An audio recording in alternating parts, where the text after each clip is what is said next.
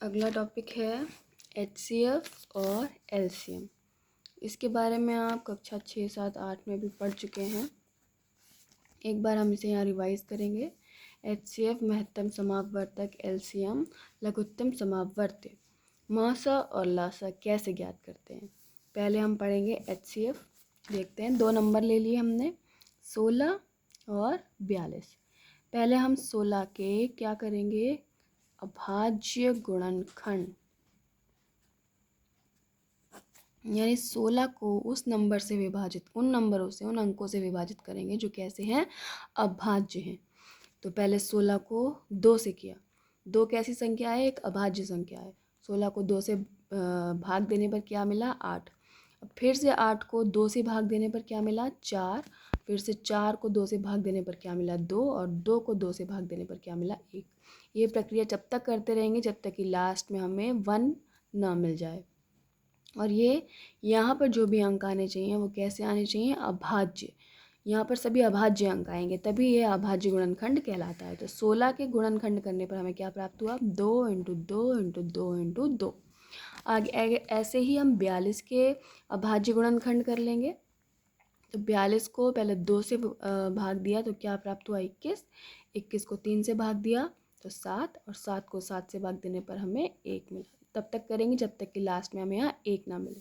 42 के गुणनखंड क्या हुए? 2 × 3 × 7। ये भी क्या है? सब अभाज्य। तो जब हमें HCF निकालना है तो हम देखेंगे कि इसके गुणनखंड में और इसके गुणनखंड में क्या चीज़ कॉमन है। कॉमन मतलब दोनों में आ रही है। तो इसमें 2, यहाँ भी 2 आ रहा है और यहाँ भी 2 आ रहा है। तो ये 2, इसको हम गोला बना लेंगे और यही क्या हो गया हमारा? HCF। वो संख्या जो दोनों में आ रही है वही हमारा HCF होगा। आगे LCM। LCM लेने के लिए हम दोनों संख्याओं को एक साथ ले लेंगे, अलग अलग भी ले सकते हैं, फिलहाल एक साथ ले लेंगे। पहले इसमें भी क्या करेंगे? अभाज्य। इसमें भी अभाज्य गुणनखंड ही करते हैं।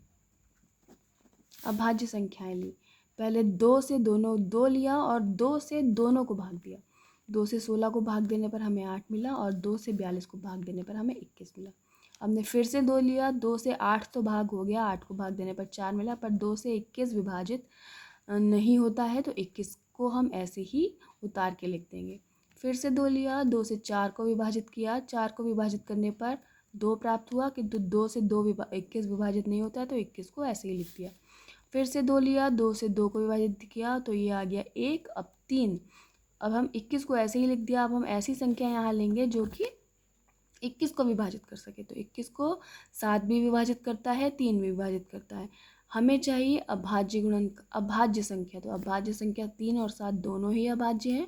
यहाँ पहले हमने 3 से विभाजित कर दिया, ये 7 आ गया, और 7 को 7 से विभाजित करने पर ये 1 आ गया। ये तब तक करते रहेंगे जब तक कि दोनों नीचे 1 1 प्राप्त ना हो जाए। लिख दिया। एलसीएम में क्या कौन कौन सी संख्याएं मिली? 2 2 2 2 3 और ये 7। ये है इसके एलसीएम। इनको गुणा कर दिया, 2 दूनी 4, 4 दूनी 8, 8 दूनी 16, 16 3 3 सत्ते 21, 16 और 21 को गुणा करने पर हमें मिला 336। यही क्या है इसका एलसीएम। आगे बढ़ते हैं। एक फॉर्मूला है, किन्हीं दो धनात्मक पूर्णांकों a और b के लिए HCF गुणे LCM बराबर a × b। मतलब कोई भी दो धनात्मक पूर्णांक संख्या है, उनका अगर HCF निकाला जाए, LCM निकाला जाए और उन दोनों को गुणा किया जाए तो वे बराबर होगा दोनों संख्याओं के गुणनफल के बराबर। यानी दो संख्याओं का गुणनफल बराबर होगा HCF × LCM के। इसको लिख सकते हैं a × b बराबर HCF × LCM। उदाहरण लेकर देख लेते हैं जो हमने ऊपर ही लिया था। 16 और 42 दो संख्याएं थी, एक को मान लिया a, दूसरे को मान लिया b। 16 और 42 का HCF आया 2 और 16 और 42 का LCM आया 336। तो 16 × 42, जब हमने 16 × 42 किया तो हमें मिला 672 और HCF 2 × LCM 336, HCF 2 × LCM 336 किया तो भी मिला हमें 672। तो तो ये हमारा फॉर्मूला यहाँ सिद्ध हुआ, A इंटू बी बराबर HCF इंटू LCM। इसी पर कुछ क्वेश्चंस हैं आधारित जो आपको होमवर्क में करने हैं। अभाज्य गुणनखंड विधि द्वारा निम्नलिखित के HCF और LCM ज्ञात करने हैं। ये जो विधि बताई थी अभाज्य गुणनखंड की, इसी प्रकार मसा और लसा निकालना है। मसा और लसा ज्ञात करना है। 3 संख्याएं हैं 12, 15, 21, 8, 9, 25, 17, 23 और 29। इनके आपको मासा और लासा ज्ञात करना है। दूसरा क्वेश्चन है निम्नलिखित पूर्णांकों के HCF तथा LCM ज्ञात कीजिए तथा इनकी जांच कीजिए कि दो संख्याओं का गुणनफल बराबर HCF इंटू LCM है।